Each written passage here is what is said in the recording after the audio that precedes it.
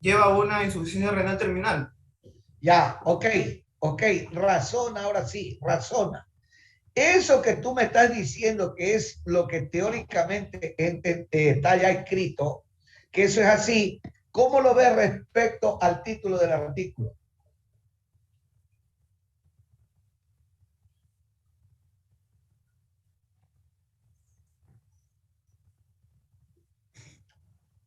Que dice tipo 1 y debería ser secundaria. Ah, No, es que este caso no es de un síndrome. Este caso es más, el rango que presenta la paciente en este caso es un rango casi nefrótico, no es nefrótico en sí. no, pues dice proteinúria de rango nefrótico. No, casi nefrótico. Ah, casi, ya. Pero mira tú, pero fíjate tú, el casi, tú sabes bien que desde el punto de vista de los resultados de los hechos, el casi no existe. Entonces, de acuerdo al concepto teórico, ¿esto iría a dónde? ¿Esto a dónde iría? A la Insuficiencia renal. definitiva. Y mira lo que está diciendo el artículo. ¿Qué dice el título? Remisión completa de la nefropatía diabética en un paciente diabético tipo 1, paciente diabético con proteinuria de rango casi nefrótico y función renal reducida. O sea, ¿qué es lo que dice el artículo? Que remitieron una nefropatía diabética, ¿sí o no? Sí, hicieron un tratamiento para remitir Espérate, hijita, espérate. Estamos hablando de la cuestión general. Fíjate tú, que remitieron la nefropatía diabética. Es decir, que evitaron la insuficiencia renal crónica definitiva, ¿sí o no? Sí, con el tratamiento. Muy bien. ¿Aguantan una puteadita de confianza?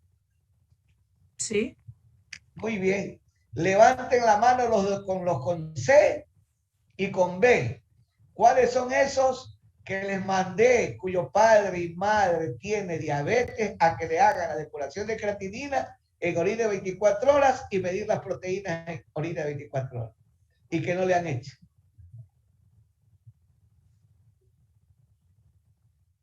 ¿Sí ven? ¿Sí se da cuenta? Que son unos, ya te saben, ¿vio? Ahí está. Termino el ciclo y ninguno de ustedes le ha medido a su padre o a su madre la tasa de filtrado glomerular y la cantidad de proteínas en orina 24 horas. Y nótese que yo tenía ya el criterio, ¿cómo se llama? Tenía el criterio establecido que cuando ya se presenta una proteinuria nefrótica o casi nefrótica en un paciente diabético, te llamabas perico. Te llamabas perico. Es decir, ya 1, 2 o máximo 3 años ya estaba en diálisis. Pero mire usted, ¿van entendiendo o no? ¿Ah? ¿Van entendiendo o Sí, no? doctor. Sí. Fíjense usted. En otras palabras, vuelve a verse con este caso que no debemos de bajar los brazos.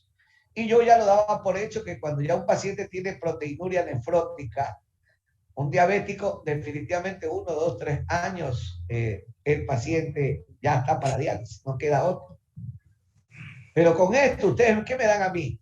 A mis 65 años de edad o 66 años de edad, cuando yo ya me quiero retirar y vacilar y bailar salsa, por mí quisiera todos los días, hijo de puta, a seguir estudiando y seguir atendiendo pacientes. Entonces ahorita, por ejemplo, tengo un caso muy interesante. Tengo una señora de 83 o 87 años de edad, 45 años de diabetes y de hipertensión arterial, y no ha hecho nefropatía de diabetes. Y ya no lo va a hacer. Sí. ¿Ah? Claro, no sé, voy a hacer la ecografía. Pero con 1,9 de creatinina, ingreso y oligoanúrica. Y ya ahorita la vieja ya la hice orinar. Sí. Y ahorita tengo al médico residente midiéndole la orina de 24 horas. Ahorita, o sea, ya orinó 400 ml desde las 7 de la noche hasta ahora las 7 de la mañana. Mire, solo agua y sal. Por eso es que le digo que la vida es agua y sal. Usted no entiende. Y lo que hicieron en otra clínica fue trancarle una furosemida y estaba olivanúrica. Y por eso me la enviaron de esa otra clínica acá a la clínica mía. Entonces yo estoy en la línea correcta, ¿no? Es decir, tratar siempre de controlar, diagnosticar tempranamente, y ahora como ustedes con este artículo que lo vamos a ver de los japoneses, a no bajar los brazos, porque imagínate tú, lograron una revisión completa de la nefropatía diabética en un paciente con diabetes tipo 2 con una proteinuria en un casi rango nefrótico y que incluso tenía reducida la función renal. Claro, obvio que tenía reducida la función renal. Bueno, entonces vamos a ver qué nos dice el artículo, pero en todo caso ya me respondieron lo que quería que me respondan. Una pregunta que me respondió es parte de los expositores. Ah, sí es parte. Ah, ok. Ok, vamos. There is... Siga. A ver, el abstract. Existen escasos conocimientos sobre los cambios en los hallazgos histológicos renales en los pacientes diabéticos tipo 1, que inicialmente presentaban proteinuria nefrótica y disminución de la función renal y que posteriormente tuvieron remisión completa de la nefropatía diabética mediante un tratamiento multifactorial. Claro, exacto, un ratito, exacto, eso así es. Escasos, ¿cómo dice? Escasos conocimientos, claro, porque todo el conocimiento era de que todos los que ya tienen proteinuria en casi rango nefrótico, proteinuria nefrótico, ya era nefropatía terminal. Ya, sigamos. Yeah. Una mujer japonesa de 44 años, diabética tipo 1, con una duración de diabetes de 17 años. Un ratito, hay que quédese ahí, mi amor, despacito, esto es despacito. 44 menos 17, a los 27 años tuvo diabetes tipo 1. ¿Ah? Entonces, ¿qué te llama la atención? Tal vez el diagnóstico tardío.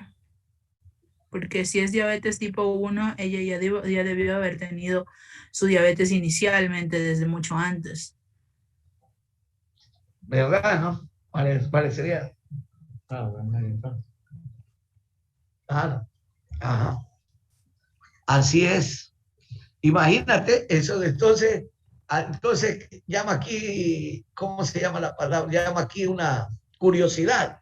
¿Cómo es que diagnosticada de diabetes tipo 1 a los 27 años de edad? ¿Sí o no? Claro. Bueno, vamos a ver, sigamos. Con proteinuria masiva. Con proteinuria masiva de 2,9 gramos al día y una función renal disminuida, con una tasa de aclaramiento de creatinina de 86 mililitros por minuto. A esta mujer se le ingresó. Se inició un tratamiento multifactorial agresivo con tratamiento intensivo. A ver, un despacito, un tratamiento multifactorial agresivo con tratamiento de insulina intensivo. Ya, ok, listo, ahí quédate ahí. Entonces, ¿cuál es el punto en la nefropatía diabética?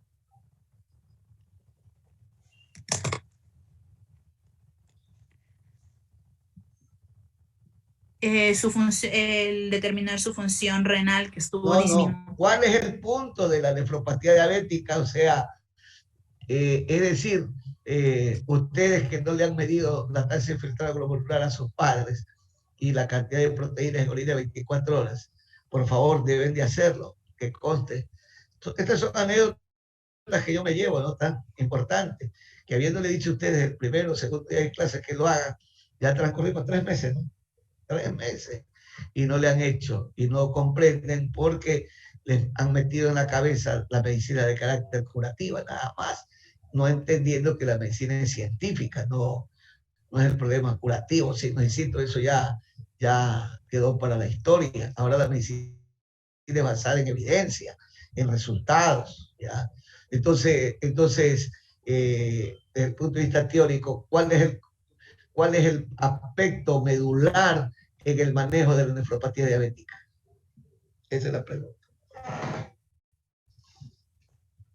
Sería su rápido diagnóstico para evitar la progresión de la enfermedad, ¿no? Que termine. ¿A qué?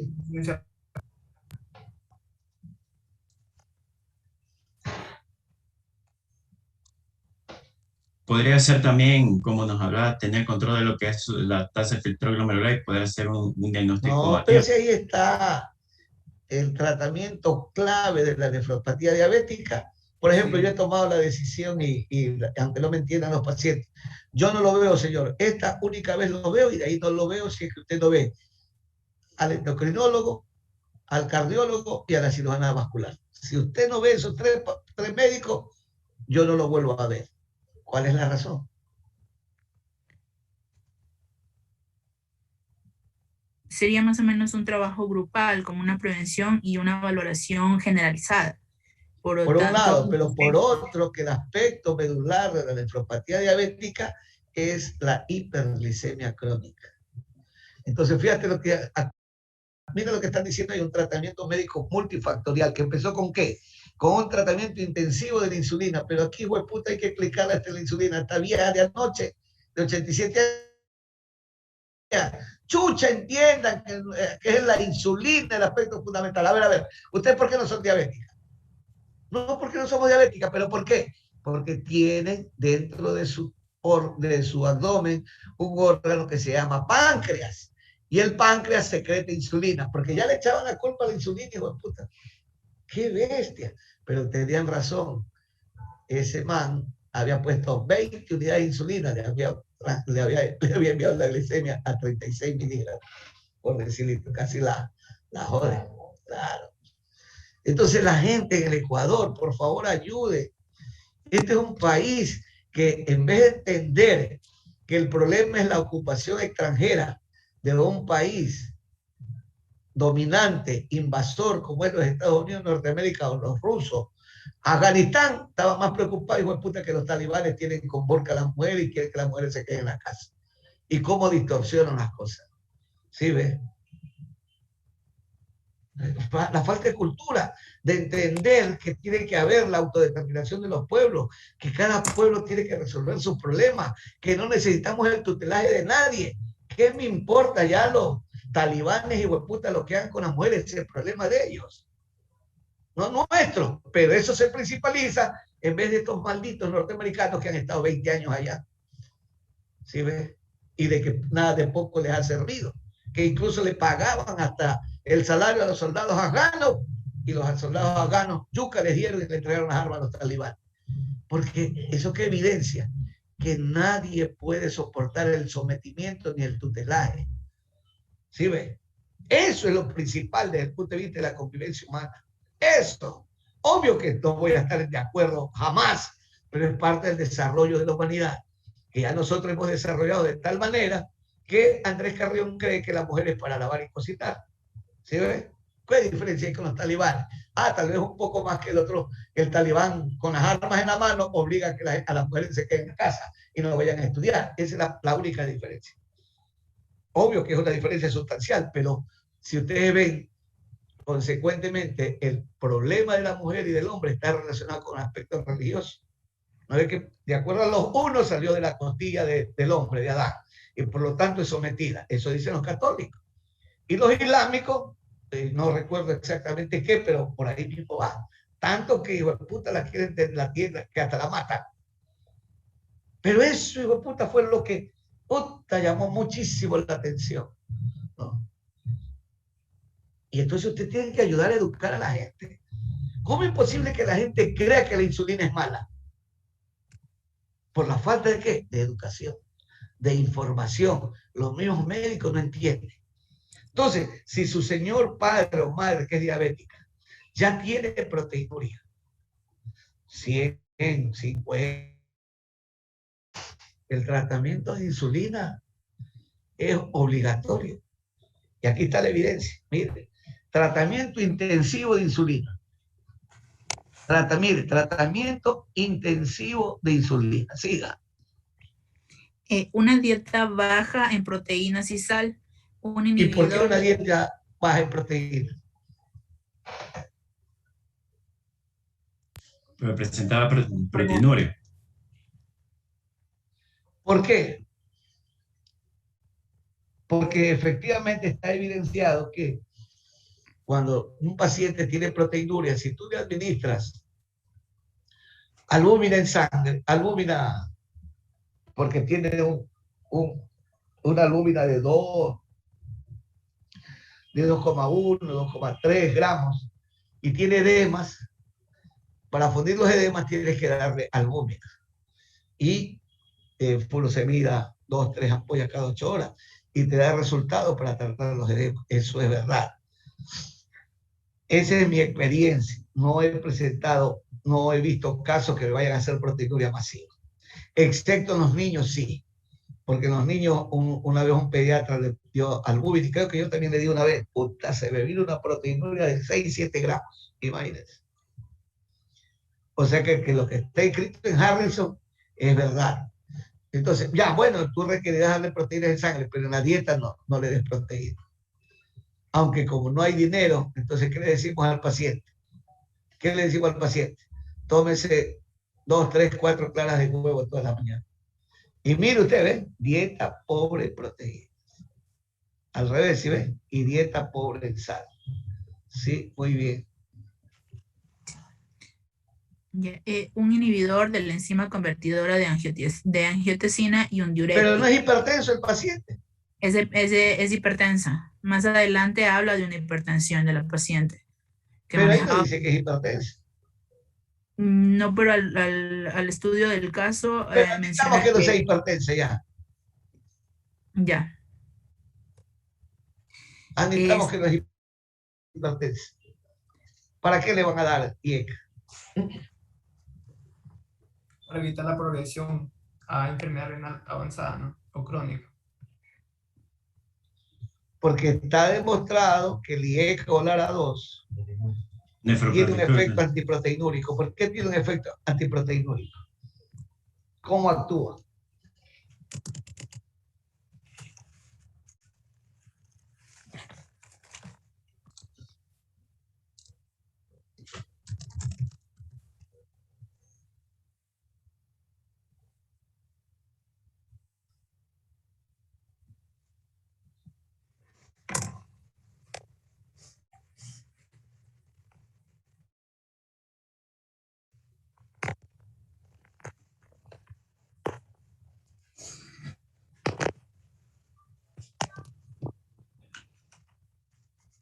O sea, los IECAS bloquean el sistema renina-angiotensina. Entonces, si lo bloquean, al final no se produciría angiotensina, ¿no? O sea, no hubiera vasoconstricción. ¿En dónde? A nivel de las arteriolas. Entonces, arteria referente. Acuérdate que para mantener la tasa de filtrado glomerular, el eje renina-angiotensina, ¿qué hace? Vasoconstriñe la arteriola eferente y se vasodilata la arteriola aferente. De esa manera aumenta la presión hidrostática en los capilares glomerulares y permite el pasaje de ese volumen plasmático que se requiere para mantener la tasa de filtrado glomerular. Por un lado, y por otro lado, la angiotensina 2 también es un reabsorbedor de sodio. Es decir, el IECA, los receptores de angiotensina están localizados en la membrana celular, en la membrana basal. Por eso es que estos hueputas virus de COVID-19 reconocen los receptores de la enzima convertidora de angiotensina y entran a los neumocitos. Y también entran al riñón y al corazón. ¿Sí ven? Entonces, fisiológicamente, la angiotensina 2 tiene su receptor en la membrana basal de las células tubulares del túbulo proximal y penetra el complejo hormona receptor.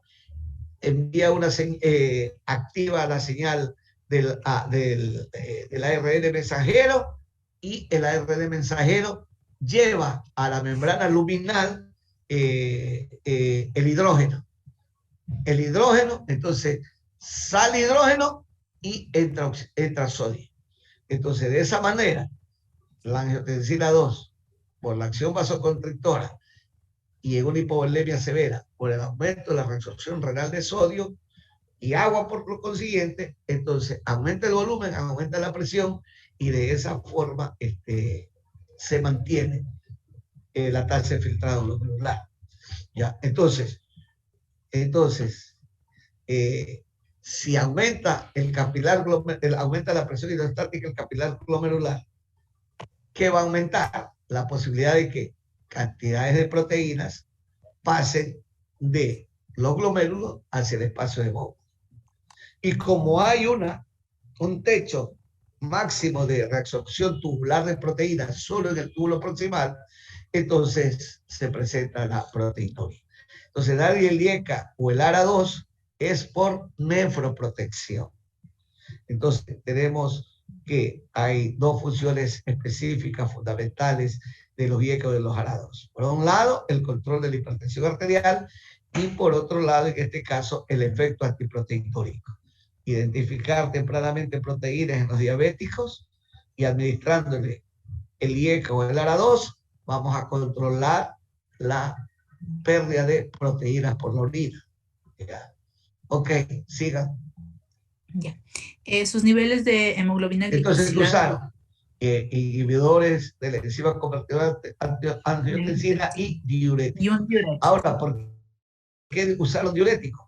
Ahora los japoneses me dan la razón a mí. Cuando yo le digo a mis alumnos, a un paciente diabético que ya tiene nefropatía diabética, que tiene hipertensión arterial, el esquema hipotensor es IECA o ARA2 con un diurético. ¿Por qué?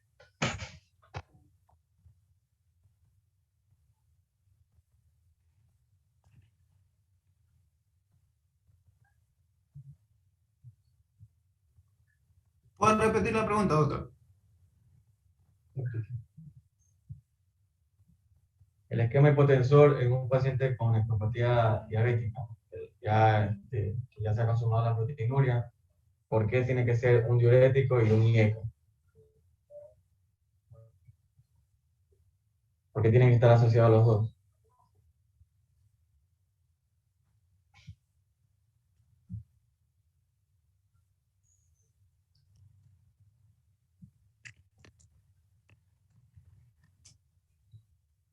Entonces, para que comprendan la parte fisiopatológica y nunca se olviden. Recuerden que hemos dicho que el manejo adecuado de la nefropatía diabética pasa por una insulinoterapia agresiva.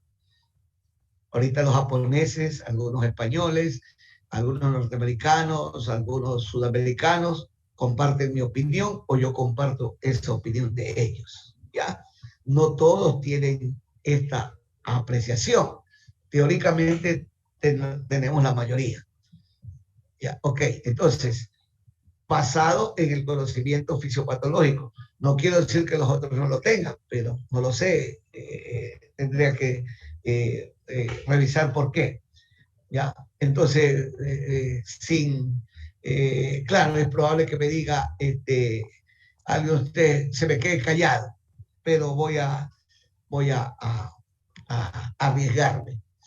¿Alguno de ustedes, vuestro padre que es diabético e hipertenso, toma este esquema de IECA o ARA2 con un diurético? ¿O alguien tiene a su familiar con IECA y un bloqueante de los canales de calcio? ¿O solo con IECA o ARA2? Dígalo, dígalo.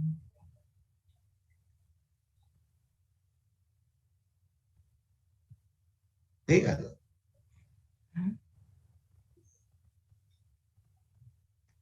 Bueno. Entonces, ¿qué hace la hiperglicemia en el vascular?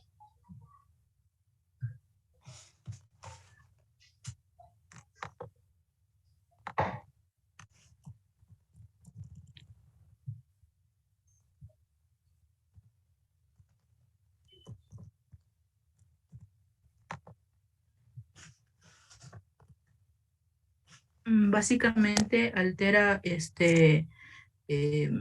básicamente hace una alteración en la membrana basal glomerular. No. Estoy diciendo qué hace la hiperglicemia en el vascular. No estoy diciendo en el glomérulo, en el vascular, todo el vascular. ¿Qué produce? Un efecto Osmótico. un efecto osmótico. Bien, ¿sí ves? Por eso mi expresión, todo entra por la boca, va al tracto gastrointestinal, y de ahí, por los procesos resortivos, los átomos o moléculas van al vascular y ahí se distribuyen. Entonces, una vez que los alimentos son convertidos en macro y micronutrientes, en el caso de la glucosa va al vascular, y es gracias a la acción de la insulina, ¿verdad?, que ingresa la glucosa al interior de las células de todo el cuerpo humano. ¿Sí ven? Ingresa a las células, excepto a las células cerebrales que son, creo que es la única sustancia, ven en internet, que es la única sustancia que pasa libremente la barrera de hematoencefálica por la cantidad de energía que requiere el cerebro. Entonces ahí no se necesita insulina. ¿Sí sabían eso? ¿Sí sabían eso o no? Ah, hola. Ah, ok. Sí. Ya, bueno, ok, listo. Sí sabía. Entonces,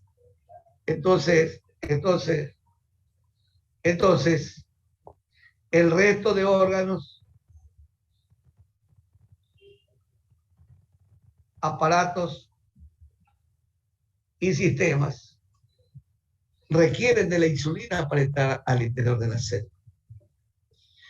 Y como un diabético tiene un déficit absoluto o relativo de insulina, la glicemia se va a quedar en el vascular. ¿Y eso qué va a ocasionar? Efectivamente, un efecto osmótico. ¿Cómo se consigue nuevamente el equilibrio hídrico?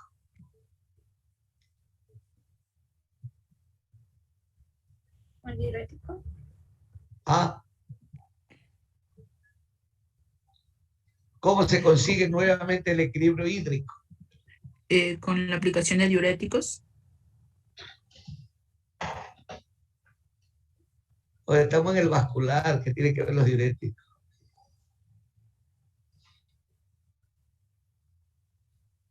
Se consigue nuevamente el equilibrio hídrico saliendo agua del interior de los cientos o miles de millones de células hacia el vascular.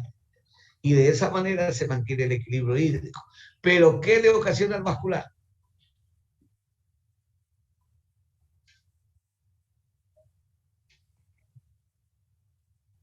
¿Qué le ocasiona al vascular?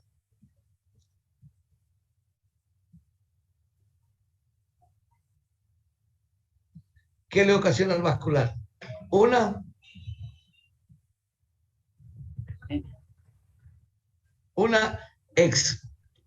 expansión de volumen plasmático. Por eso es que la nefropatía diabética, después de cuántos años que desarrolla el paciente. Después de varios años ya da insuficiencia renal terminal. ¿Qué desarrolla el paciente? Relacionado a lo que mencionó del vascular. Hipertensión. Hipertensión arterial. Por eso es que es clave que cuando venga un paciente, vaya un paciente a la consulta de ustedes, ¿cuál es la primera pregunta respecto a la diabetes? ¿Cuánto tiempo tiene de la enfermedad? O sea, ¿cuánto tiempo es diabético? 20 años. ¿Cuál es la segunda pregunta? ¿Hace cuánto tiempo padeció de hipertensión? Tratamiento. De hipertensión, perfecto. Mire, la segunda pregunta es hipertensión. Y el paciente le dice, hace 5 años, doctor, soy hipertenso. ¿Qué tiene el paciente? En 2 preguntas y en 1 segundo. En 2 preguntas y 1 segundo. ¿Qué tiene el paciente? Nefropatía diabética. ¿Qué estadio? Estadio 4. Estadio 4. 3, 4. 3. Estadio 3. 3, en el 3, sí. Estadio 3. Estadio 3. ¿Sí ve? Es decir, va a haber la hipertensión incluso antes que la Insuficiencia renal. Antes que la proteinuria. ¿Sí ve? Entonces la hipertensión arterial se añade a las posibilidades de que aumente la proteinuria o se inicie la proteinuria.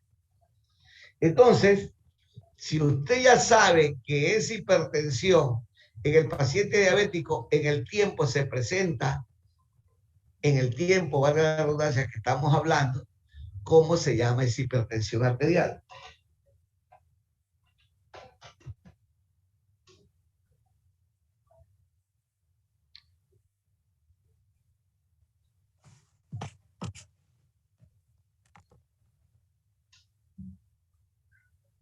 Secundaria, doctor. Perfecto.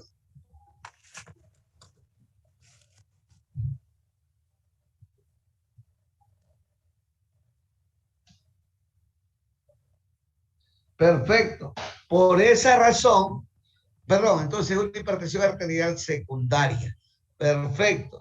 Pero ¿cómo se llama la hipertensión? Además de hipertensión arterial secundaria, porque puede ser feocromocitoma, puede ser estenosis de la arteria renal, puede ser hiperaldosteronismo primario. Los diabéticos tienen hiperaldosteronismo secundario, por si acaso. Ya, entonces, esa hipertensión secundaria, ¿cómo se llama? Secundaria nefropatía diabética. Sí, pero ¿cómo se llama? Hay otra clasificación de la hipertensión en relación al... Renovascular no sería. No.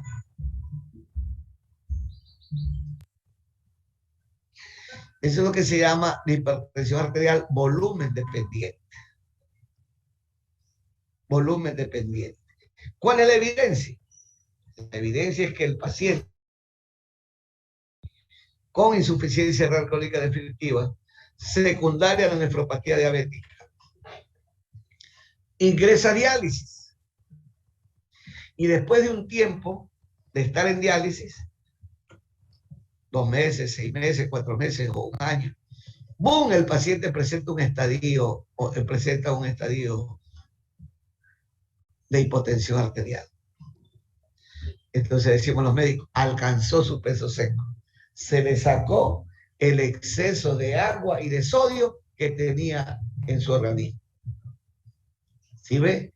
Y hay pacientes, y ustedes me van a decir, y eso yo ya les pregunté incluso en el primer parcial, los pacientes que ustedes vieron aquí en el Instituto del Riñón y Diálisis San Martín, que se hacen diálisis, que son diabéticos, ¿vieron ustedes algún paciente de los que ustedes vieron, valga la redundancia, que siendo diabético y habiendo sido hipertenso ya no toman medicamentos para la hipertensión arterial? ¿Alguien encontró un paciente así? Sí, doctor, yo sí encontré. ¿Qué encontraste? Un paciente tomaba losartán todavía. ¿Pero cuánto tomaba? Tomaba la de 100 diario. Ya, pero en este caso él sigue tomando. Estoy diciendo que vas a encontrar pacientes con insuficiencia renal crónica definitiva, secundaria nefropatía diabética, que han tenido diabetes, hipertensión arterial, ya dijimos, 20, 30, 15 años de diabetes, 5, 10 años de hipertensión arterial, pero que luego de la diálisis, después de 2, 3, 4, 5, 6 meses, hay episodios de hipotensión arterial y ya no toman medicamentos para la hipertensión arterial. Eso es lo que estoy preguntando. Entonces, hay pacientes que ya no son hipertensos, que ya no toman medicación para la hipertensión arterial. Entonces, esa viene a ser la evidencia que el tipo de hipertensión arterial que ellos tenían era una hipertensión arterial volumen dependiente. ¿Ya? Una hipertensión arterial secundaria. ¿Sí? Ok, sigamos. Ya.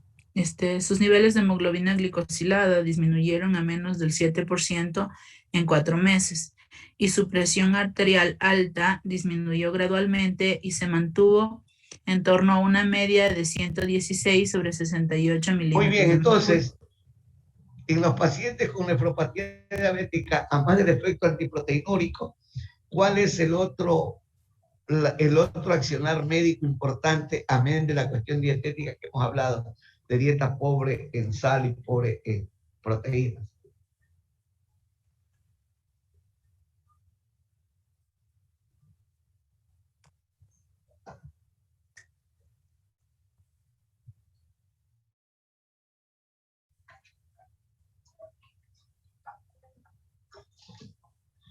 la necesidad que los pacientes con nefropatía diabética mantengan unos niveles tensionales mucho más bajos incluso que lo de lo normal. Por ejemplo, mira, ¿ves? Entonces, más o menos se preconiza que un paciente diabético con nefropatía diabética debe tener una presión arterial cuya diastólica sea menor de 80, 79, 78, 75. Nótese usted que ellos mira, tenían una presión arterial de 116 sobre 68. ¿Sí ven? Sigamos. Su nivel de la tasa de aclaramiento de creatinina mejoró gradualmente y alcanzó 108 mililitros sobre minuto después de 78 meses. ¿Cuánto estamos hablando? De 5 meses, 6 meses. Perdón, 6 años, 7 años. Sí. Practiquen con sus padres, aquellos que tienen padres o madres diabéticos. ¿Sí ven? ¿Sí ven? Sigan. Mire, lograron, mire, fíjese usted, ¿eso qué te quiere decir? Que estos pacientes, por eso es que yo tenía más de 100 pacientes, yo no sé cuántos tengo ahora, porque ya no me he preocupado de aquello. Le dije a un alumno hace años, como unos 5 o 6 años atrás, que me vea cuántos pacientes tengo, y me separó. Tenían un poco más de 100 pacientes con enfermedad renal crónica, más de 5 años. Llegué a tener un paciente, creo que 12 años con enfermedad renal crónica, sin entrar a diálisis. Precisamente comentando. Mire este paciente, 7 años. No, claro, 7 años, 12, 6 años, 6 por 12, 72. 6 años y medio. 6 años y medio. Sigan. Ya.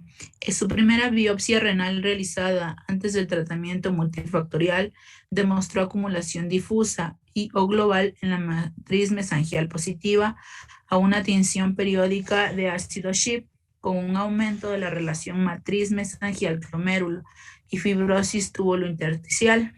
Pero fíjate usted por qué biopsiaron al paciente. ¿De cuál año es este artículo? Ah, es del 2009, 2008. 2008, ¿cuántos años estamos hablando? 13 años.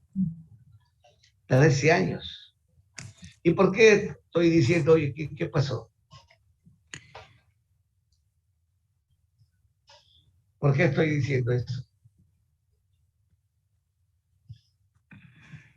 Porque puede ser que con ya el diagnóstico no es necesario hacerle una biopsia al paciente, sino que ya con los datos que tenemos, ya poder saber el que tiene la nefropatía diabética. Pero fíjate, le hicieron biopsia.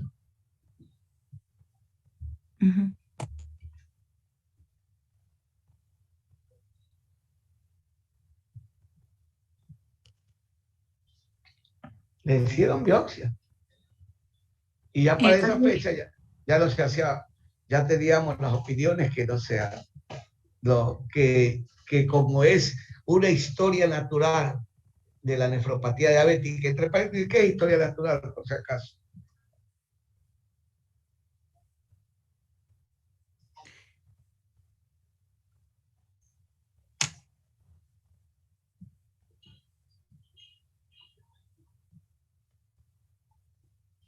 La historia natural podría referirse como es el progreso que se ha ido dando de las alteraciones estructurales con el tiempo, los estudios que se han ido dando. ¿Cómo dice? Disculpa. Que con historia natural se puede referir como el progreso o estudios que se ha ido dando de las alteraciones que presenta la enfermedad. No. ¿Qué es historia natural? Historia natural es que el paciente, más temprano que tarde, desarrollará nefropatía diabética establecida y corre el riesgo de llegar a la insuficiencia renal crónica definitiva sin la necesidad de la intervención del profesional médico. Es decir, tú como profesional médico vas a actuar tratamiento intensivo de la hiperglicemia. Estamos comentando, dieta pobre en sal, dieta pobre en proteínas, y a pesar de los buenos controles del manejo de la infección del tracto urinario que pueden tener los diabéticos, de todas maneras el paciente, después de ¿qué tiempo puede desarrollar nefropatía diabética terminal, o sea, insuficiencia renal definitiva? 25 a 30 años. 25 a 30 años. La señora que tengo, que la ingresé anoche, tiene 45 años en diálisis, 45 años con diabetes e hipertensión, o sea, empezó al mismo tiempo. Fíjate, 45 años y no ha desarrollado nefropatía diabética. Claro, tiene una creatinina de 1.9 y podría ser por la hiperglicemia crónica y el proceso infeccioso. Perdón, tenía una glicemia de 400 y pico. Ya. Pero fíjate tú, lo llamativo es que no hay proteínas en la orina y han pasado 45 años de la diabetes. Es decir, que cuando ya se pasó de los 30 años, definitivamente ya no va a haber nefropatía diabética. El punto es saber este corte, 25 a 30 años. Y el gran problema de salud pública en el Ecuador es que por los pésimos controles de la hiperglicemia crónica, de la hipertensión arterial, los pacientes con nefropatía diabética en estadio terminal o estadio 5 lo estamos viendo a los 15 o 20 años o 10 años apenas de diabetes. ¿Ya? Entonces, este es el punto. ¿Ya? Entonces, ya se sabe de esta historia natural de la diabetes, entonces, ¿para qué vamos a biopsiar? Pero nótese aquí incluso que han realizado hasta 2 biopsias en el paciente. Tal vez lo hicieron con el objetivo de un estudio comparativo con la primera biopsia antes del tratamiento multifactorial, porque la segunda biopsia la hacen posterior a los 5 años después del tratamiento médico del tratamiento tratamiento multifactorial, tratamiento médico multifactorial. Ya. Tal vez no considerable como para el diagnóstico, pero sí considerable como para estudio. Conforme porque dice, me perdí. Su segunda biopsia renal, realizada 5 años después del tratamiento multifactorial, demostró una disminución de la relación matriz mesangial glomérulo y aumentó el número de lúmenes capilares glomerulares por glomérulo. Aumentó el número de lúmenes capilares glomerulares por glomérulo. Sí, ya. Sí. El número de lúmenes de capilares glomerulares por glomérulo, el número de células que expresan el factor de crecimiento endotelial vascular en el capilar aumentó significativamente. El aumento de la fibrosis túbulo intersticial. ¿Y para qué sirve eso, el número de factor de crecimiento endotelial vascular? ¿Para qué sirve? Ese es como para la regulación y proliferación de las células endoteliales, para que pueda haber migración y permeabilidad vascular. Ok. Sí, sigamos. Ya. El aumento de la fibrosis túbulo intersticial y el grosor de la membrana basal glomerular observados en la primera muestra de biopsia habían disminuido en la muestra tomada en la segunda biopsia. Nuestro caso demuestra que las mejoras morfológicas glomerulares... No se pasó, se saltó. Splicing cells in the glomerular capillary. Incremento. Ok, hubo un incremento del factor de crecimiento endoteliovascular expresado en la célula. Ok, dije, ahí lo que se saltó. Habla ahí lo que se saltó. Lo que me salté era el aumento de la fibrosis túbulo intersticial. Entonces, muy bien. Y el engrosamiento de la membrana basal. Entonces, ¿eso qué es? ¿Eso qué es?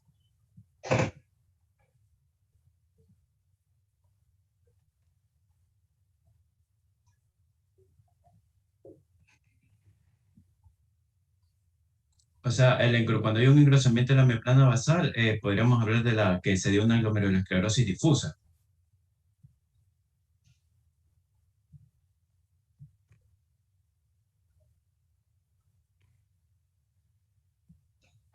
Bueno, eso que está ahí, para que ustedes tengan un conocimiento teórico, es el daño de la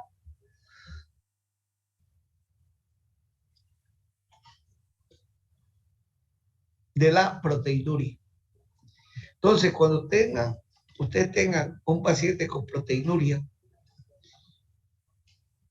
significativa, 500, 1 gramo, gramo y medio, 2.9 gramos, ¿ya? Entonces, por eso es la nefropatía terminal.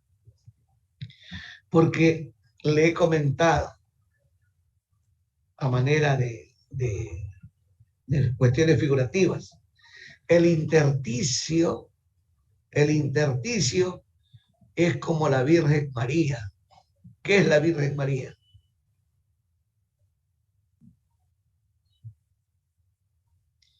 ¿Qué es la Virgen María? Digan, pues. Es única. Exacto, única. ¿Qué más? Es decir, que dio a luz a Jesucristo sin haber habido de por medio la penetración. Es decir, es una virgen, es pura, totalmente pura. ¿Cómo es el intersticio? ¿Sí ve? El vascular, virus, bacterias, hongo. Ya, ¿sí ve? ¿Sí ve? Mire, si nos va notando la diferencia o no. ¿Sí ve? Bueno, que el intersticio tiene que ser puro, sano, porque si no, ¿qué hay? ¿Qué hay? Reacción celular. Y el propio intersticio, ¿qué le ocurre? Cuando tiene un cuerpo extraño. ¿Cuál es el cuerpo extraño en el intersticio en este caso? ¿Cuál es el cuerpo extraño en el intersticio en este caso? La glucosa. No, claro, pero no sí. ahorita no es la glucosa, no hay glucosa. Ese es el riesgo que vamos a tener, que en 5 o 10 años se conocerán los estudios de los inhibidores GLUT2 que han producido en el intersticio renal. No, que han producido, lo que yo sé es que se deposita glucosa en las papilas renales y la destruye. Necrosis papilar.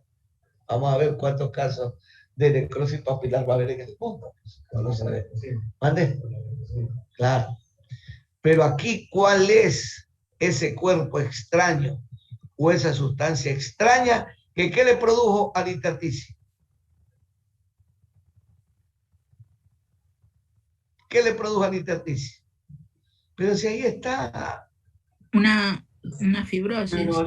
Exacto. Entonces, ¿cuál es el aspecto fundamental a tener en cuenta en un paciente, cualquiera que esto sea? La cantidad de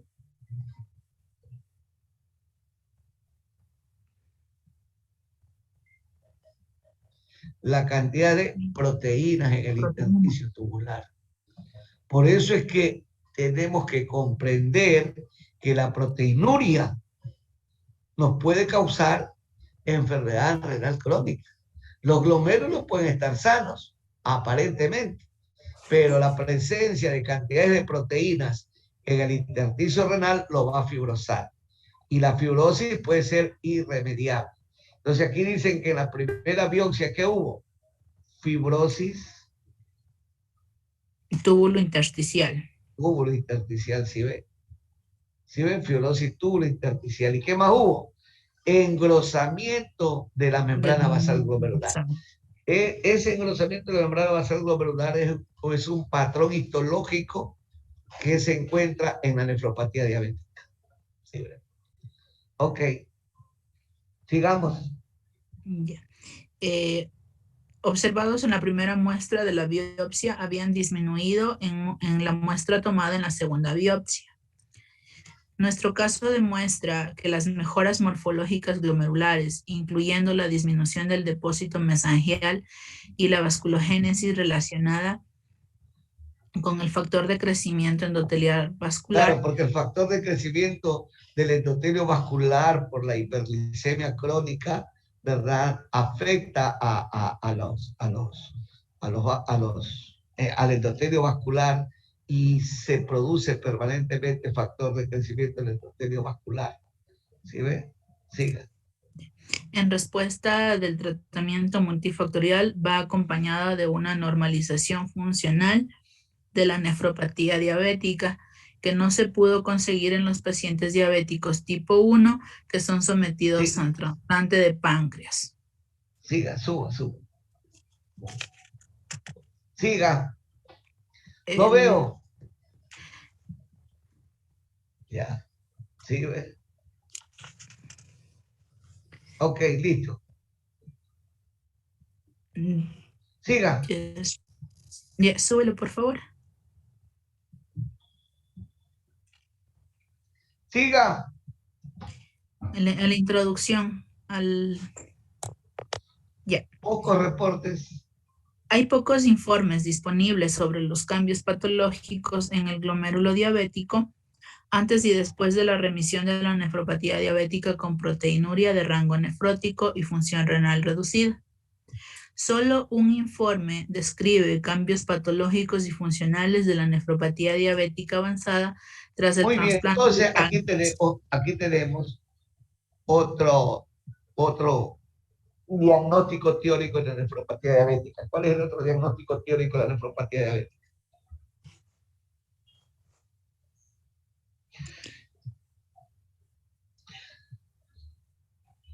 Nefropatía diabética incipiente y nefropatía diabética establecida, y se le añade aquí nefropatía diabética avanzada. ¿Cuándo es una nefropatía diabética incipiente?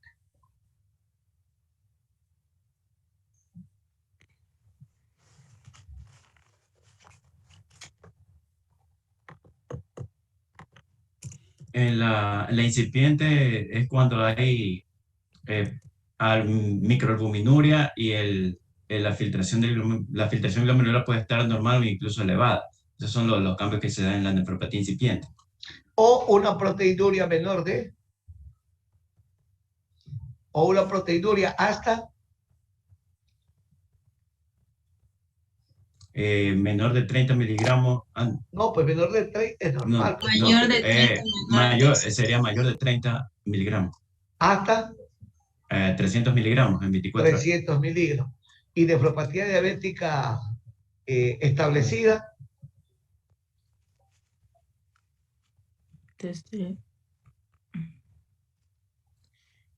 Ya en la establecida tenemos ya la proteinuria que es mayor de 300.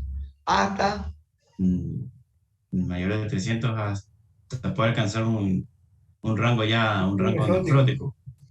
No necesariamente, por eso es que está aquí el diagnóstico de nefropatía diabética avanzada. Más de 300 hasta 1 gramo. Ya después de 1 gramo, ya eso definitivamente es una nefropatía diabética avanzada. La paciente, ¿cuánto tenía? 2,9 gramos. Tenía una nefropatía diabética avanzada. Entonces, por eso dice, pocos reportes con proteinuria con rango nefrótico y función renal reducida. Solamente ha habido un reporte de un caso descrito con cambios funcionales y patológicos de nefropatía avanzada después de un trasplante pancreático en pacientes diabéticos tipo 1. Ah, ya, es que estos son pacientes trasplantados. No sé, pues este es un paciente trasplantado. Nosotros reportamos, ¿qué reportan ellos? Siga. Ya. Aquí informamos sobre los cambios longitudinales de los hallazgos patológicos renales y los parámetros clínicos antes y después de la remisión de la fase avanzada de la nefropatía diabética mediante un tratamiento multifactorial en un paciente con diabetes tipo 1. Claro, este paciente no ha sido trasplantado. El único caso que encontraron fue en un paciente con trasplante de páncreas, porque eso se ha comentado. Pues por eso es que a los pacientes con insuficiencia renal crónica definitiva, secundaria a la nefropatía diabética, hablan del trasplante doble. Trasplante de riñón y trasplante de páncreas, con la opinión de ver la posibilidad de que no haya diabetes, pero ya se demostró que no es así. ¿Por qué? Porque hay de por medio las cuestiones congénitas. Ya, ya se demostró de esa situación. Ahora, lo que pasa es que hay que ver la edad, pues si un paciente de 40 años o 30 años, ya, Ya. así, claro. Sí, Reporte de un caso. En junio de 1996, una mujer japonesa de 44 años, diabética de tipo 1 con proteinuria masiva persistente de 2,9 gramos al día, fue ingresada al centro de nefrología del hospital Toranomon. Ella tenía 17 años de duración de diabetes tipo 1. En agosto de 1986 tenía una proteinuria persistente de 460 miligramos al día. Sus niveles de hemoglobina glicosilada se mantuvieron en torno al 11.5 y 14% durante los últimos 10 años con tratamiento con insulina convencional.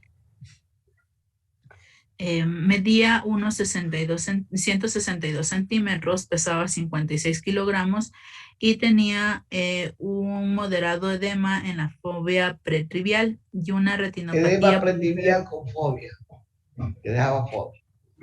Y una retinopatía proliferativa después de la fotocoagulación con láser. Su presión arterial era de 170-90 milímetros de mercurio. Mira, 170-90 de presión arterial, que hicieron terapia doble hipotensora y administraron una terapia doble hipotensora, sí. Los exámenes de laboratorio revelaron una hemoglobina glicosilada de 11.4% con un rango normal de 4.2 a 5.8%. La albúmina sérica es de 3.1 gramos sobre decilitro. El rango normal para la mujer es de 4.4. Sí.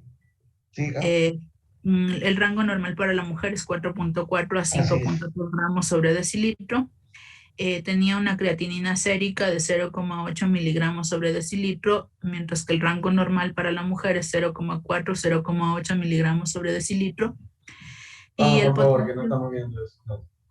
Y el potasio sérico era de 4.3 miliequivalentes sobre el litro. Siga, que no vemos. Ya. Ahí, perfecto. Listo. La excreción urinaria de proteínas era de 2,9 gramos al día y su tasa de aclaramiento de creatinina era calculada por la fórmula de Crocroft-Gault y corregida por una superficie corporal era de 86 mililitros sobre minuto. Se le dio 2012, está en el 96. Siga. Ya, se le diagnosticó nefropatía diabética con proteinuria de rango casi nefrótico. Empezamos a someter a esta paciente a una dieta baja en proteínas con restricción de sodio, en 1500 kilocalorías al día, proteínas 40 gramos al día y cloruro de sodio 7 gramos al día. Un inhibidor de la enzima convertidora de la angiotensina, cilazapril 1 miligramo al día, iniciando 30 meses antes del tratamiento de ingreso y continuó. Diurético furosemida 20 miligramos al día se inició tras el ingreso. Tras la primera biopsia renal, se inició una agresiva terapia de insulina intensiva con inyecciones de insulina y autocontrol de glucosa en sangre.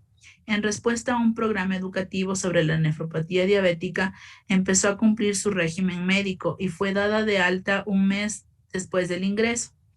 Luego de su curso clínico comenzó a tomar un giro diferente. Después de su primer ingreso, la excreción urinaria de proteínas disminuyó drásticamente en 4 meses y la tasa de excreción de albúmina urinaria se normalizó en menor de 30 miligramos de litro en 4 años. 4 años, ¿sí ve?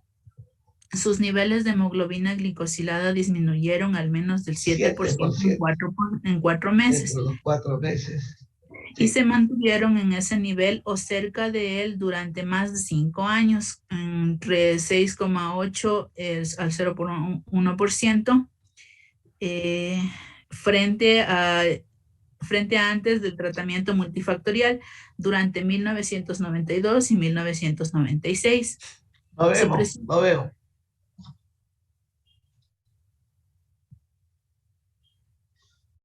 Un poquito más. Súbele. Ya.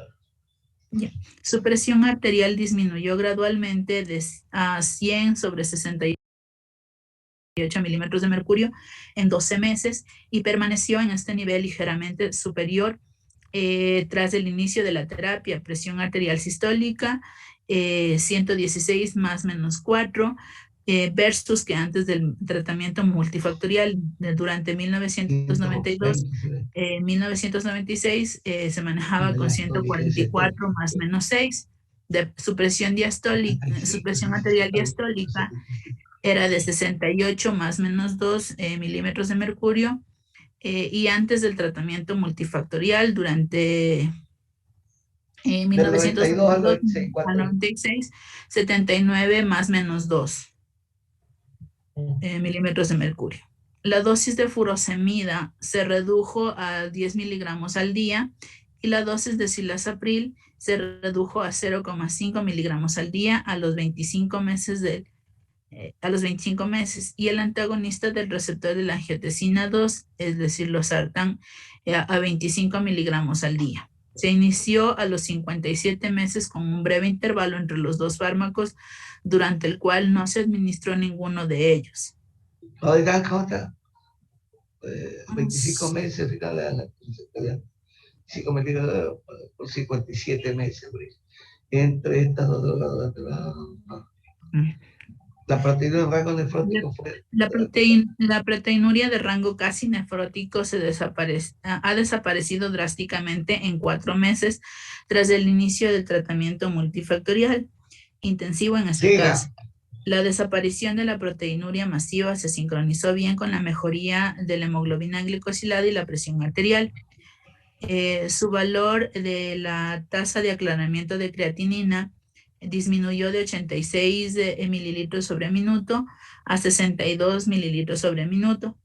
Y después de 18 meses. Lo que ocurrió casi al mismo tiempo que su presión arterial y luego que el valor de la tasa creció y su valor de creatinina gradualmente se fue incrementando. Alcanzó los 108 mililitros minutos de filtrado glomerular después de 78 meses.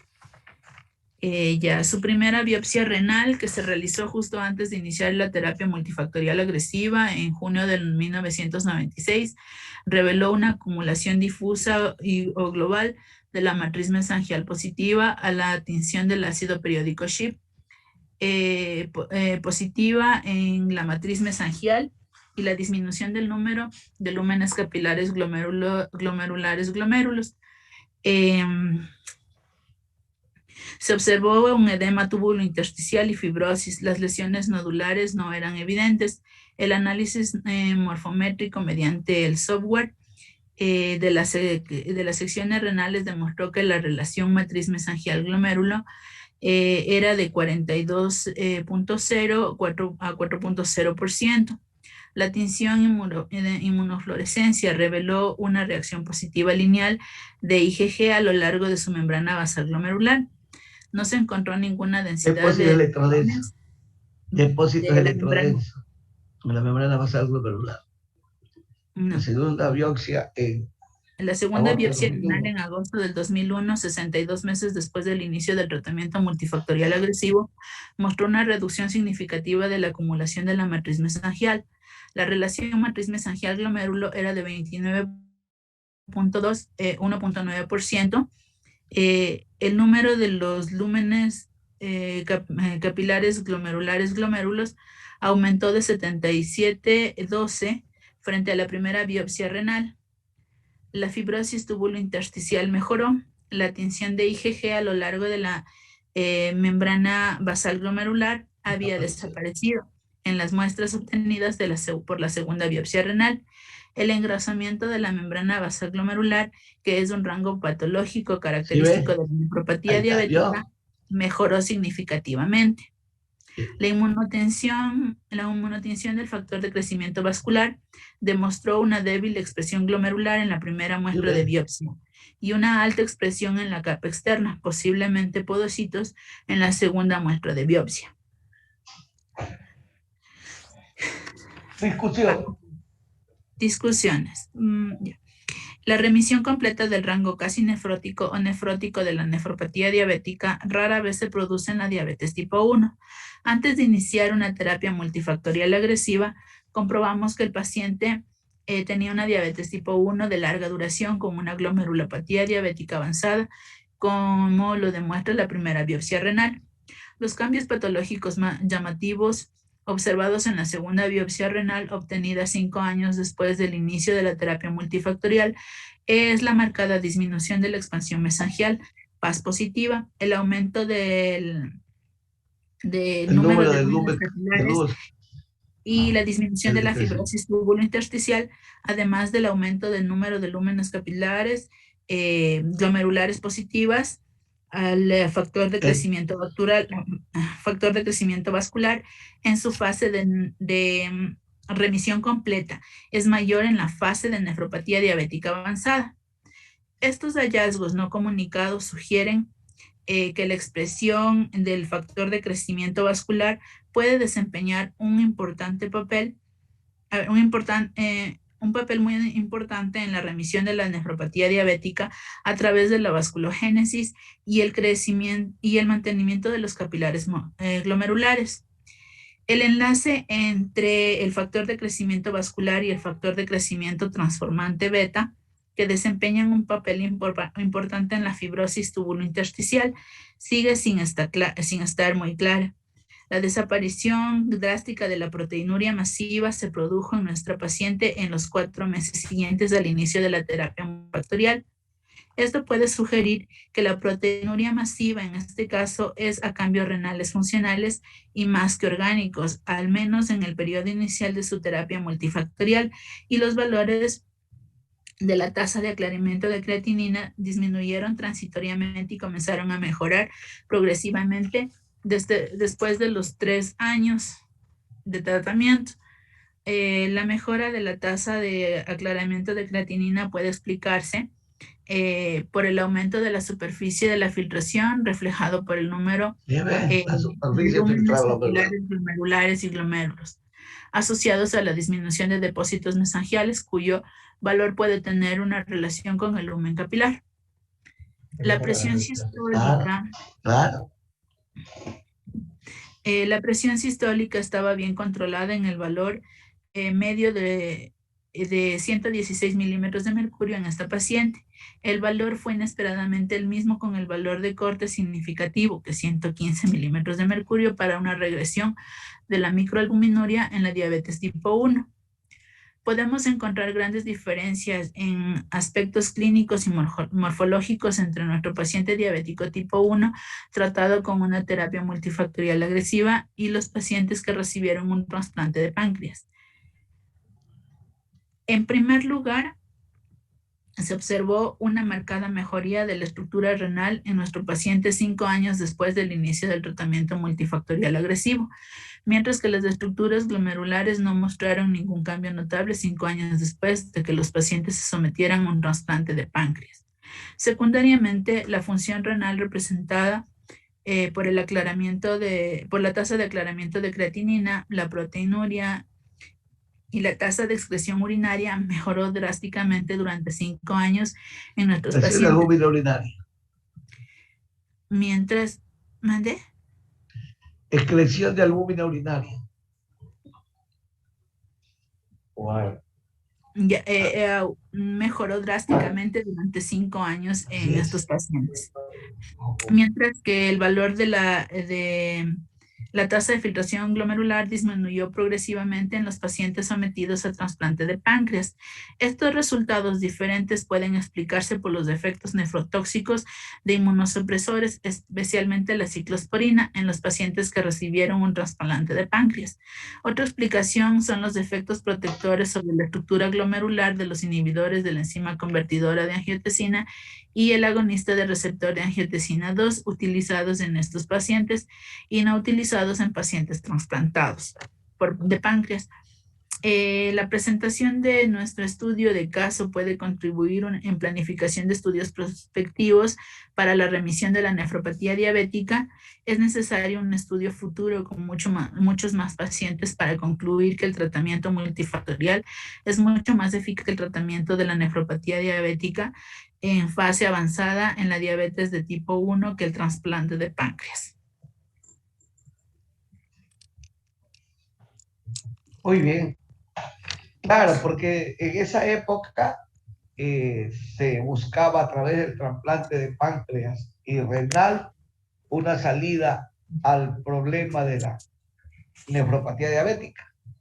Pero se demostró que por los estudios, por los antecedentes genéticos, no iba a... regresaba la nefropatía diabética. Definitivamente regresaba la nefropatía diabética. Por eso es que estamos hablando de historia natural de la nefropatía diabética. Y por eso es que ya no hay trasplante doble, ¿no? O sea, trasplante combinado de riñón y páncreas. ¿Por qué? Porque va a volver la diabetes y la nefropatía diabética. Es decir, pocos resultados se sacó con el trasplante de páncreas. Amén. Claro, ahí lo está diciendo. ¿Cómo dice? Vuelve a repetir ahí. A futuro, ¿qué dice? A estudios futuros. Ahí sí.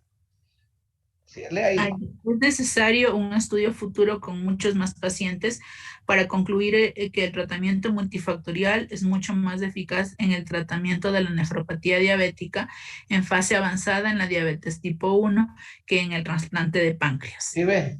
¿Sí ve? Eso es lo que le estoy diciendo. Entonces, ya no se hace el trasplante de páncreas. No sé si ya está claro. Ya. Entonces, por eso es que hay que hacer el tratamiento multifactorial. ¿Sirve? Ok. Bien, vamos.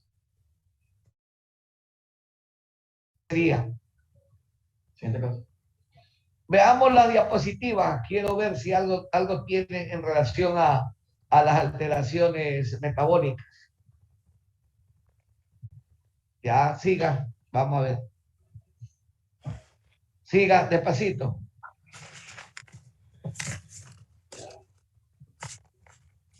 Siga. Siga. Esa es una pequeña introducción nada más. Siga, siga, mi amor, siga. Siga. Despacito. Ahí está. Ahí está, la anterior. No, la anterior. Ahí está. Veamos las alteraciones metabólicas. Ya, ok, siga. Siga. Siga. Ya. Ok, siga. Siga. Ahí están los estadios, ¿sí ve? No, deje ahí, hijita. Entonces, ¿dónde estábamos este paciente? ¿Dónde encasillamos a este paciente? En estadio 3. Estadio 3. No, ¿qué es lo? No. Estadio 4 por la proteinuria. Así es, No, 4. estadio 4. Acuérdate que tenía deterioro de la función renal, tenía 80. Tenía 80. 80 era, ¿no? 86. 86. Lo mínimo que tuvo fue 86, ¿no? Sí. Claro, deterioro progresivo del filtrado glomerular y luego se recuperó a 108, creo, 106, no sé.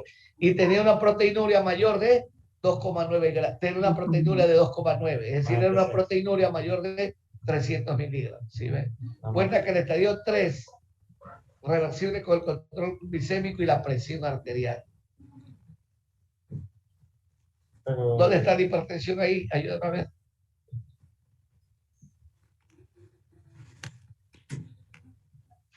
Estaría en el estadio 3. En el estadio 3 está. Aquí hay un error que no está la hipertensión arterial. ¿Sí? Aquí casi estaba llegando al estadio 5 el caso. Proteinuria en aumento le ponen, ¿sí ve? Ahí estaba llegando al rango nefrótico. Proteinuria en casi rango nefrótico. O sea, no estaba tan concordante con los estadios de la nefropatía diabética. Quedémonos con nefropatía 4, nefropatía establecida en los proteinuria mayor de... No, pero es que la proteinuria es el que marca, mira, hasta 3, hasta 300. Claro, puede ser. Sí, claro, es que es un poco complejo eso. Siga. Siga. Ahí está la historia, ya ves, natural. Mira, acá te pone nefropatía establecida, mayor excreción de albúmina, mayor de 2 gramos. ¿Sí ves? Sí ves. Bueno, allá, esa diapositiva, espérate un ratito ahí. 1 y 2.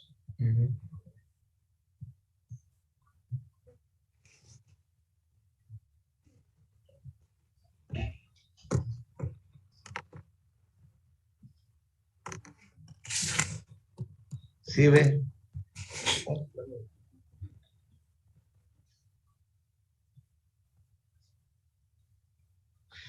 El punto es que este paciente no tenía felizmente esclerosis nodular. Ahí está la fibrosis, ¿sí ve? Insuficiencia renal terminal, esclerosis y fibrosis. No estaba atrófico todavía los túbulos renales, pero ya había fibrosis. Aquí está lo que decía, ¿ve? Proteinúria en rango nefrótico, insuficiencia renal terminal. ¿Sí ve? Casi nefrótica. Bueno, siga. Siga. Siga. La siguiente diapositiva. Ahí está, mire, ahí está. Esa es la famosa de Mogensen. Mogensen creo que hizo eso. Así es. ¿Sí ve? Ahí está. Entonces, ¿cuál es el problema? Que estamos teniendo nefropatía diabética establecida a los 15 años. ¿Sí ve? Entre los 10 y 15 años. Su propósito de un paciente diabético que ustedes manejen es que le dure 30 años. Ese es el objetivo. Ustedes tienen 23, 24 años, ¿sí ven? Tendrán 54 años de edad, 55 años de edad, imagínense el tremendo estudio que pueden hacer. Entonces, este es el reto de la salud pública en el Ecuador, que los pacientes con nefropatía diabética duren lo que la historia natural de esta enfermedad nos señala, 25 a 30 años. El grave problema de salud pública es que tenemos insuficiencia renal crónica definitiva entre 15 y 20 años. O entre 10 y 15 años. ¿Por qué? Porque no tenemos un buen sistema de atención primaria y secundaria de salud. ¿Ya? Ok, sigamos.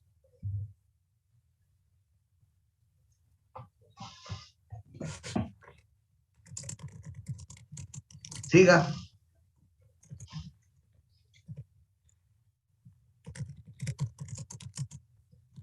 Siga. Siga. Siga. No tiene pues las alteraciones. Te hubiera sido bueno. O el otro grupo.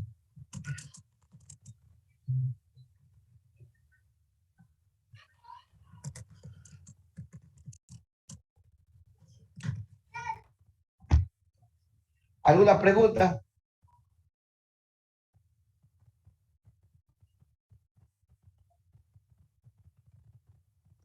Si no hay pregunta en otro grupo, vamos al otro grupo.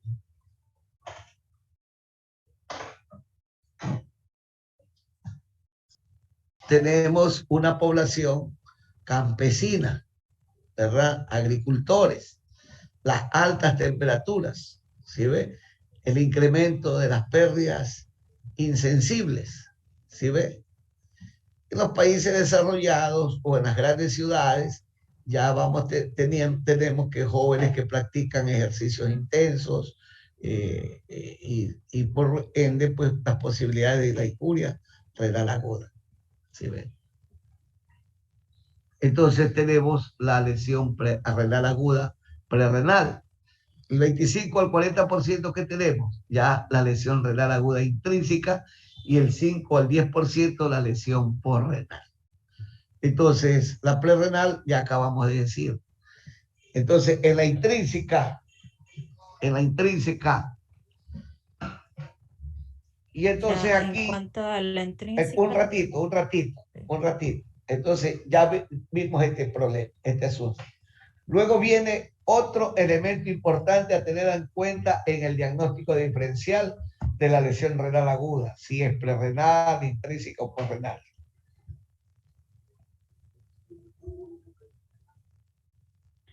o sea, los dos parámetros que estaban relacionados está también el volumen urinario. No, estamos hablando en términos generales. Ya vimos la una, las condiciones socioeconómicas, los países subdesarrollados, es más frecuente la lesión renal aguda, por lo que hemos anotado. Síndrome de diarreicos agudos, pérdidas incrementadas, incremento de las pérdidas insensibles, el trabajo sola a sola, gente trabaja en qué, trabaja en las pequeñas ventas, en la calle, grita, se mueve, entonces hay un incremento de las pérdidas insensibles que no son adecuadamente recuperadas. Entonces, hay las posibilidades de la lesión renal aguda más frecuente, ¿verdad? Entonces, que la intrínseca y la renal. Entonces, estamos viendo por qué desde el punto de vista porcentaje se presenta más, hay una mayor incidencia de lesión renal aguda prerrenal. ¿Estamos de acuerdo? Primera cosa. Segundo, ahora, ¿qué diferencia una lesión prerrenal, intrínseca o posrenal? ¿Qué es la diferencia? El daño del parénquima renal en sí. Por ejemplo, si tenemos... No, estamos hablando de cuestión general. ¿Qué es la diferencia? Para que quede en la retina del aficionado. ¿Qué es la diferencia?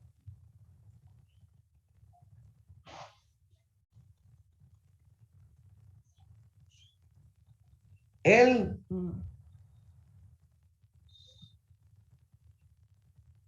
tiempo. Una lesión prerrenal o una lesión posrenal, ¿cuál es el tiempo?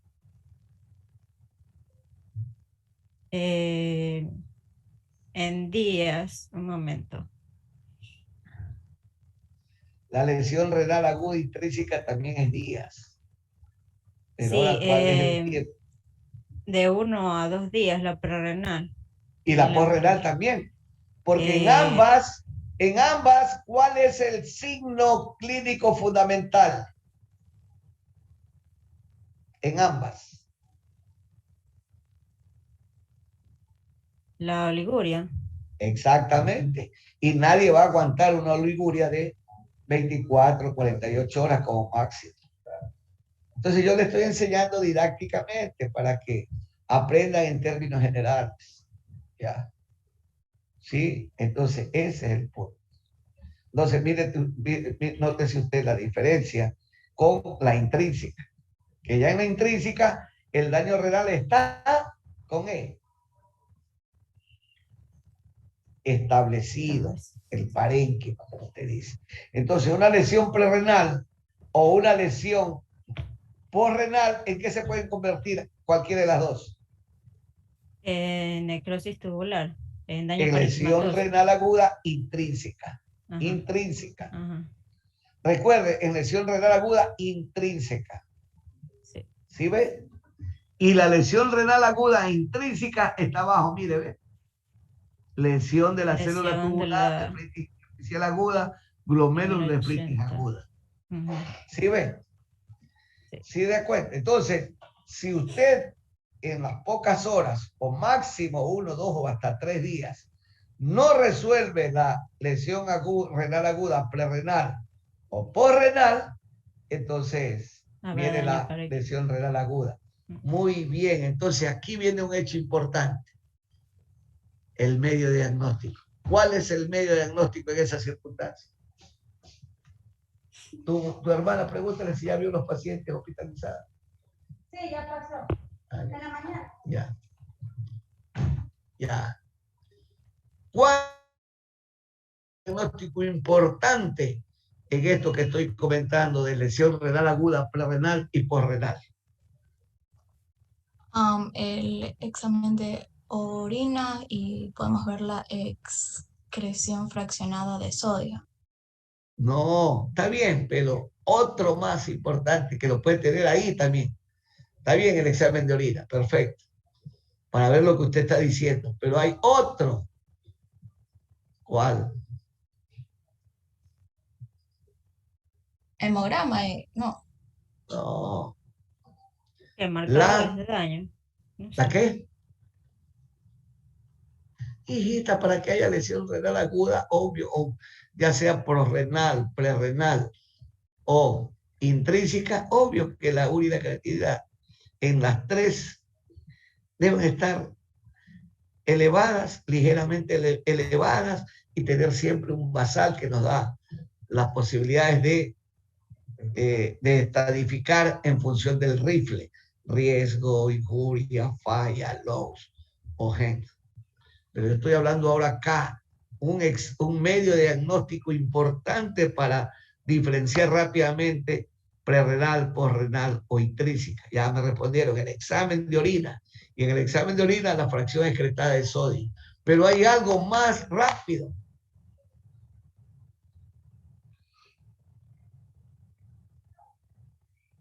La ecografía renal. ¿Qué va a ver usted en la ecografía renal?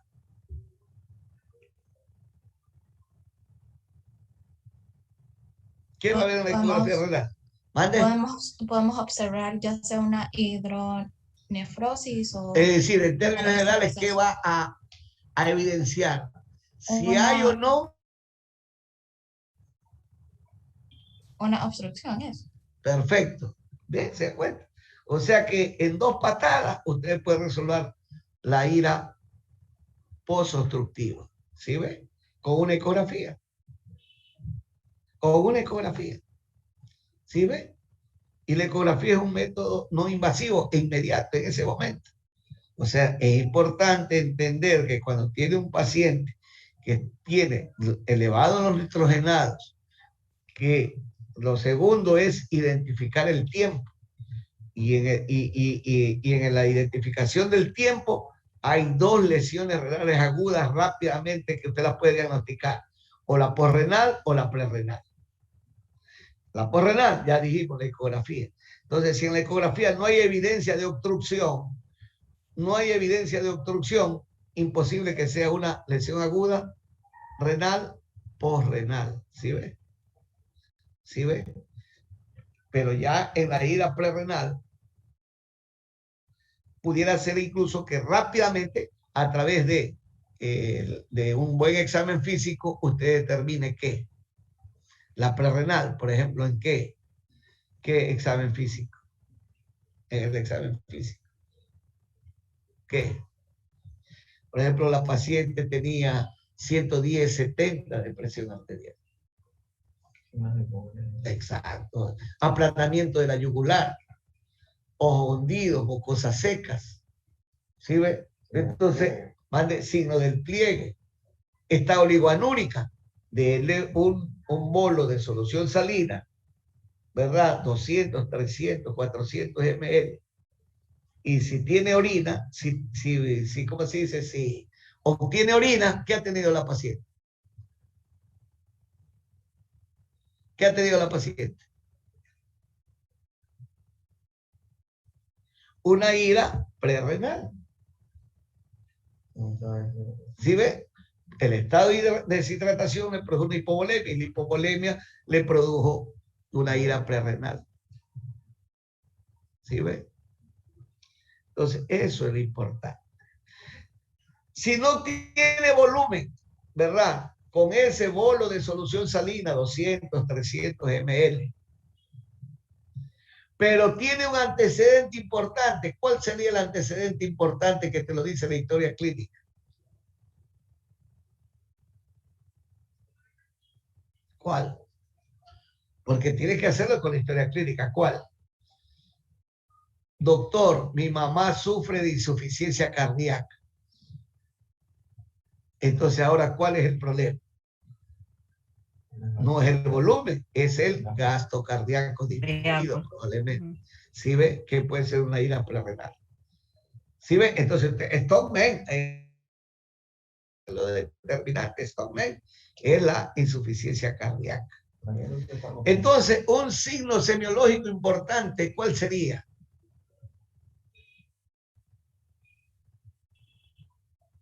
El ritmo de el ritmo de galope que puede usted encontrar en la ocultación cardíaca. ¿Sí ve? Entonces tiene ritmo de galope. Esta huevada es la ira, es por gasto cardíaco disminuido. O sea, no le atribuya todo a volumen. Obvio que el volumen es lo mayor, lo más frecuente, pero podría ser una paciente cardiópata que tiene una elevación de los nitrogenados. El edema es por la cardiopatía, la insuficiencia cardíaca, pero usted encontró una creatinina de 1.8 y una urea de 80 y está buscando la causa, si es una ira prerrenal, posrenal o intrínseca. Ritmo de galope, ahí está clarísimo. Entonces ya el uso de inotrópicos probablemente sea la solución al problema. O los IECA o los ARA2 que no ha estado tomando la señora por X circunstancias. ¿Sí ven? Entonces esto es lo que le quería decir, que estas son las dos primeras causas que usted tiene que ver en cuestión de minutos en la historia clínica de una paciente que le llega a la emergencia con una creatinina sérica de 1.6, 1.8, que le dijo ese médico, váyase al hospital porque tiene elevado tiene dañados los riñones. Y eso sí los médicos ya han comprendido, porque puede requerir hasta de diálisis, la gente vuelve a los hospitales.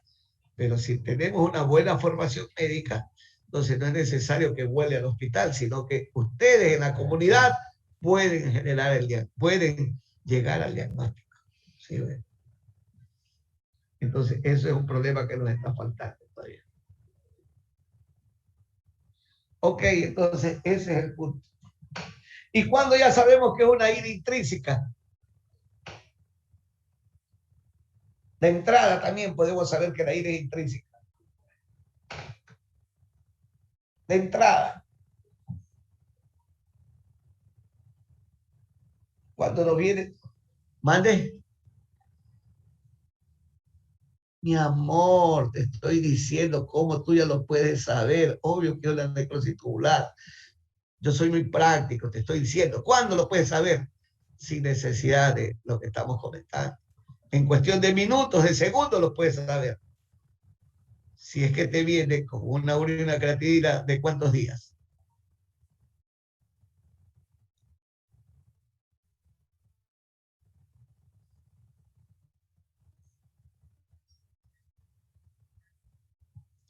Si te viene con una urina creatinina de ya de 6, 7, 8 días, ya tiene pues una ira establecida.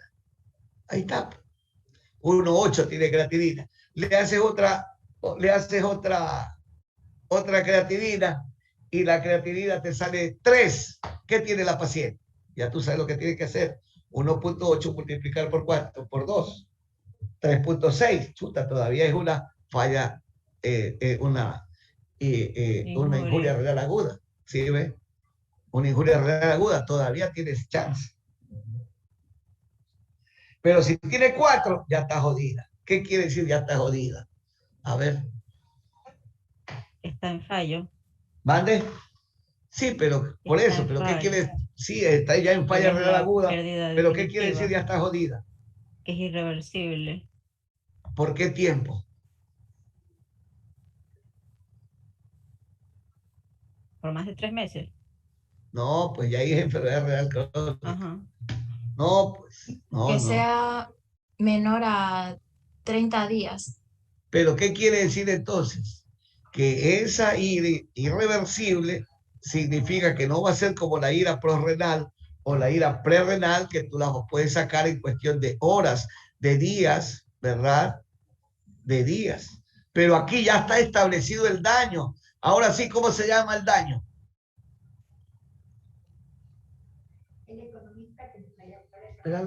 ¿Cómo es el daño? ¿Sí ven? Aquí está. ¿Sí ven? ¿Sí ven? ¿Sí ven? Aquí está el daño. Entonces ya es una ira establecida y no va a salir de esa ira establecida por lo menos ¿en qué tiempo? 8 días, 10 días, 15 días, 20 días, 25 días, 30 días o hasta 2 meses. no va a salir. Puede requerir entonces hasta de diálisis. Entonces tú ya le explicas al paciente y los familiares que hay una insuficiencia renal aguda establecida que va a tener un buen tiempo de hospitalización. Por lo menos de una semana, mínimo una semana, o mínimo 5 días, he jodido, una semana. ¿Ya? Es que incluso en ese espacio de tiempo, ¿qué puede requerir el paciente?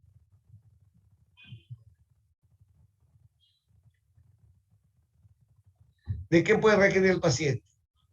Pero si acabamos de ver los artículos, oye, puede requerir incluso de diálisis, como terapia de reemplazo renal transitorio, hasta que logre funcionar ese riñón. Entonces, desde ese punto de vista, para terminar la clase, dígame las 3 fases de la lesión renal aguda intrínseca. ¿Cuáles son las 3 fases?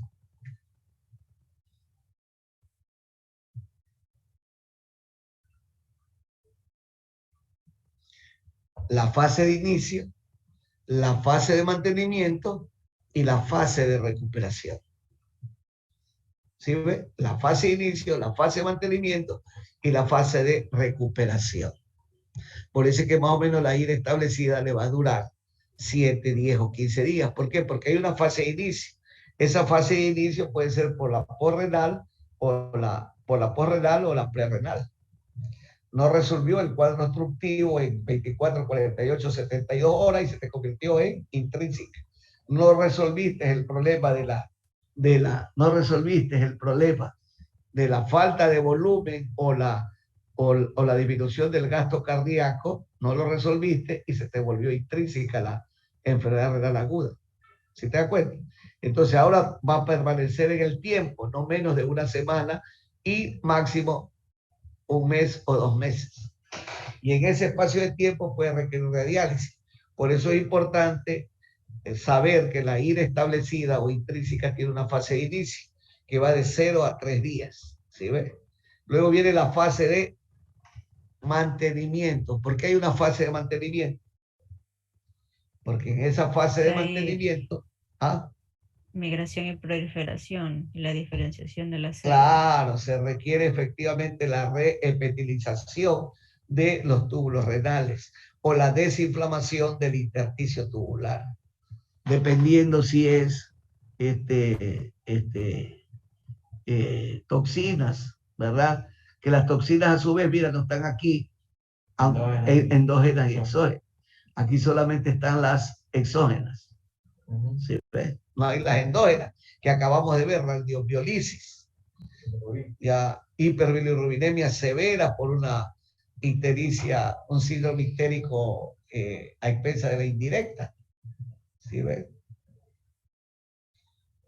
Para citar ejemplos. Hemólisis, ¿sí ven? Síndrome urémico hemolítico. ¿Sí ven? Entonces, tú sabes que esa ya es una ira que no va a dejar de durar menos de 7 días a 30 días o 60 días. Y que incluso puede morir si incrementa la mortalidad. Por eso es que es importante entender que una ira prerrenal y postrenal tienes que resolverla en pocas horas o máximo 3 días. ¿Sí ven? Ok. Entonces, por ejemplo, chuta, qué triste, ¿no? Que nosotros tengamos ira postrenal por hiperplasia prostática benigna. Terrible. ¿Por qué? Porque no se quieren dejar operar a tiempo. Bueno, ok, nos vemos.